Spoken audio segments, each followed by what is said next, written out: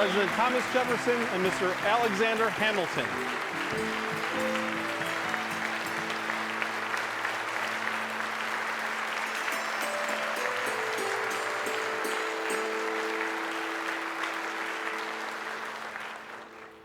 It is a great pleasure to see all of you here this evening, people who are anxious for the future of your country. We, of course, come from a different time. Political life was different in our day. When I began working with General Washington, there was but a single faction or party called the Federalist faction. Opposition developed almost immediately to many of the plans and proposals of General Washington's cabinet. Mr. Jefferson ended up being the de facto head of that particular opposition, and hopefully tonight we will give you our different views of what our America looks like. I would like to begin with these words. We, the people of the United States, in order to form a more perfect union, establish justice, ensure domestic tranquility, provide for the common defense, promote the general welfare, and secure the blessings of liberty to ourselves and our posterity, to ordain and establish the United States of America. This, of course, is the preamble of the Constitution of the United States, a document which guides you to this day.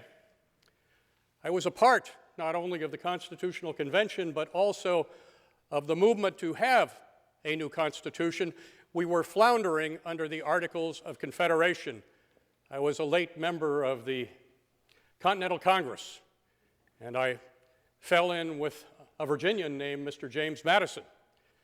And the two of us contrived to have a meeting among the states concerning the Commerce Clause of the Articles of Confederation, and that led to the calling of a constitutional convention, which of course happened in Philadelphia in the summer of 1787 and led to ratification by all the states of the United States, with one exception. That Constitution began a new era in American political life. General Washington, of course, was elected president. He had a cabinet which must have been one of the most able in human history. Secretary of State, Mr. Jefferson. Secretary of the Treasury, me. Edmund Randolph. General Knox. It was a talented group of human beings.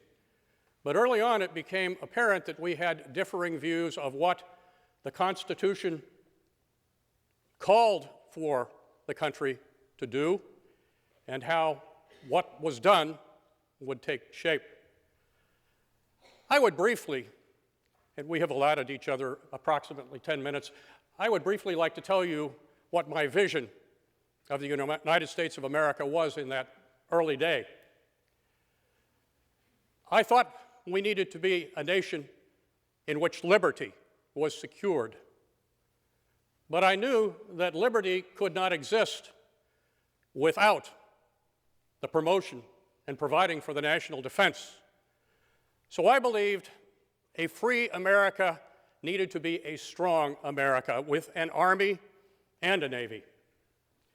I believed that America needed to be a prosperous nation, a nation in which not only were farmers celebrated and their products of the earth, but also merchants who provided a great deal by way of their particular traffic, and also manufacturing.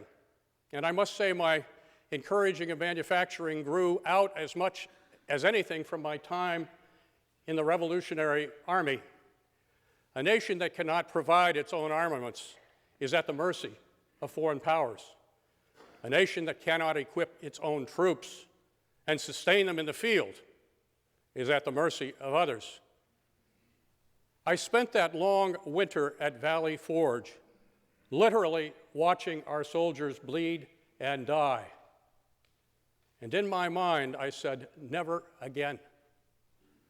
Never again And as Secretary of the Treasury, I urged General Washington, who of course agreed with me, to make all provisions possible for the establishment of a regular army and a navy. I believe a Hamiltonian nation is not only prosperous, involving all manner of people in agriculture, in mercantile arts, and in manufacturing, but it is also a nation in which people have the opportunity to succeed. And I can think of no one in my time who traveled a further distance to success than did I.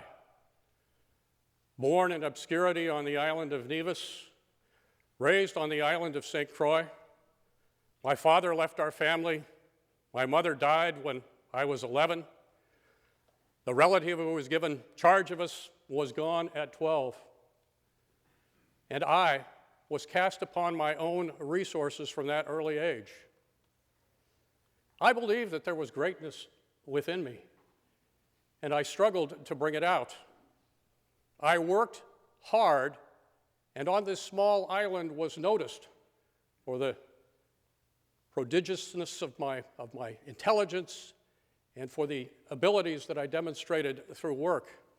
I was a merchant clerk, and I became so good at being a merchant clerk that my employer, when he grew ill, went back to New York and left me in charge of the business at the age of 14. I was noticed, and eventually it was suggested that I be sent to the colonies for an education. Of course, that came on the eve of the Revolution. I got embroiled, of course, in the revolutionary cause early on. I have been castigated through the years as an elitist, as a man who believes only in high-tone, high-born people. But of course, my affiliation at the beginning of the revolution was with mechanics and artisans, with ordinary people, the sort that you would call blue-collar people. I worked hard, and I succeeded. And I proved that America could be a place where anyone, if he or she worked hard enough, could find their way and become prosperous. So for me, a prosperous nation that provided opportunity for everyone, a strong nation, a nation committed to liberty, but liberty at the understanding that it has to be secured with armed force, that we could no longer be at the mercies of European powers that wanted to toy with us at will. This would be a Hamilton nation. And yes, there was one thing more. I believed we needed to be a moral nation. We needed to be a nation of people who understood that religion and morality are the props always of civil virtue. That would be a Hamiltonian nation. And I offer that tonight as the beginning of this encounter with Mr. Jefferson, so that you will perhaps for the first time understand that what I favored was not unlike the country that I sensed could one day become a Hercules among nations, but at the time in which I was the Secretary of the Treasury, was in such deep financial chaos that no one would loan the United States any money.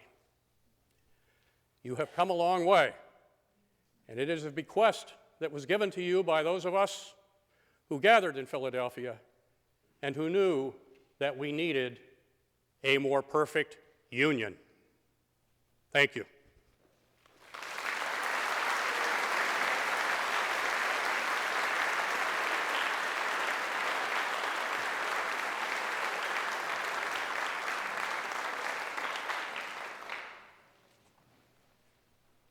My dear citizens, thank you so much for inviting me back to Norfolk.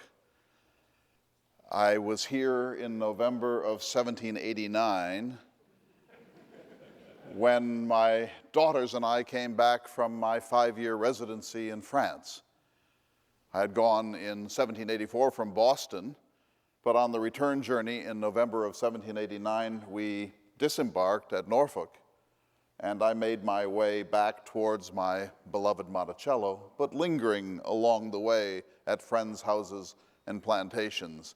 But when I arrived on the shore here, I had expected to take care of some pressing business at Monticello and see my daughters safely return to American life, and then I would go back to France to see the revolution through. This was the midst of the Great French Revolution. I was deeply curious about it. I wanted to see, and I hoped that it would end in the establishment of a free French Republic. And so my desire was to go back and resume my post as the American minister to the court of Louis XVI. But when I arrived on shore, there was a letter waiting for me. It was from the new President of the United States, George Washington, saying that he had appointed me to be the first Secretary of State and that he had submitted my name to the Senate, and the Senate had approved that appointment. And yet this was the first that I had ever heard of it.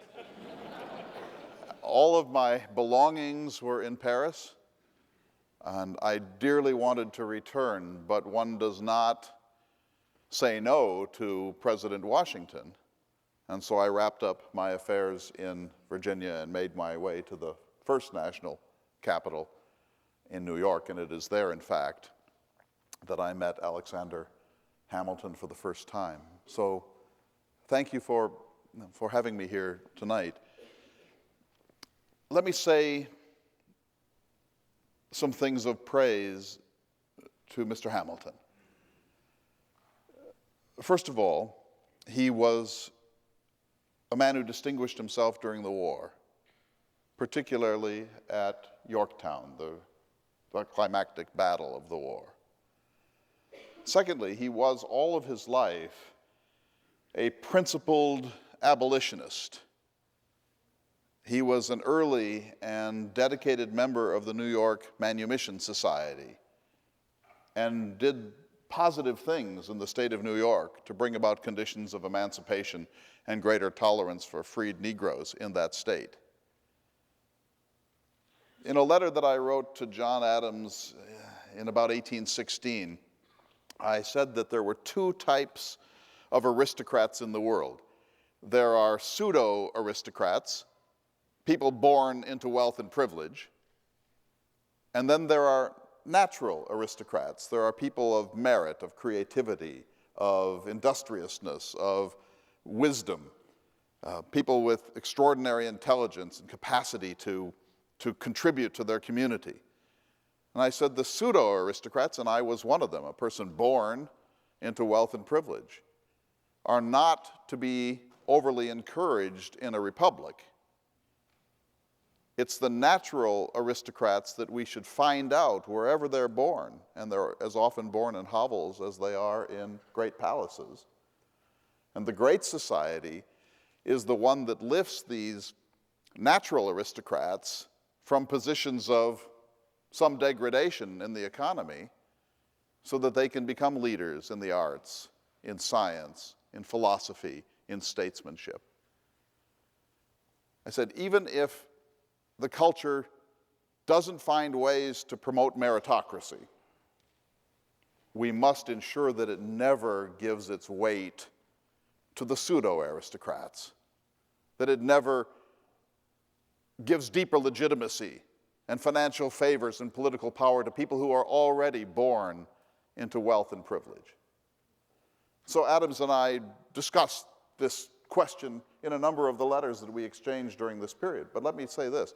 If there were ever a natural aristocrat, it's Alexander Hamilton. Born, as he said, in obscurity in the Caribbean. Came to this country as a young man, sponsored by people who saw his merits. Went to King's College, Columbia, in New York, distinguished himself there, then became the aide-de-camp to General Washington.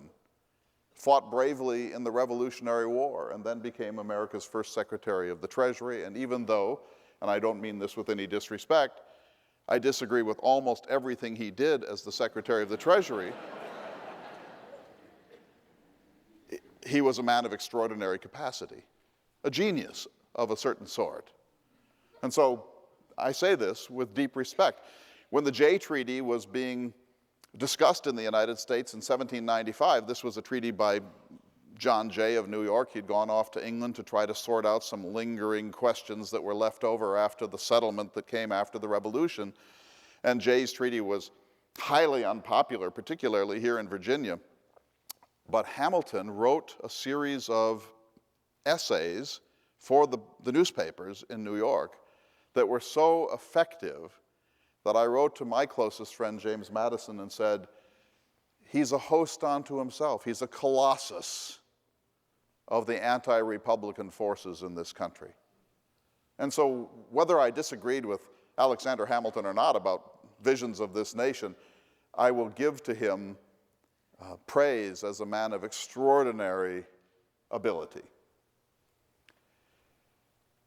And I should say, in a certain sense, he made me the President of the United States. This is a really sort of remarkable story, and I hope when you speak next, you will clear some of this up, but there are three ways in which he made me the President of the United States. First, there was something called the Quasi-War in 1798, an undeclared naval war against France. France, in the age of the Revolution, had waged war against almost all the European powers. Britain and France were now locked in a world war of national survival, and both of them were damaging American interests at sea, but in this case,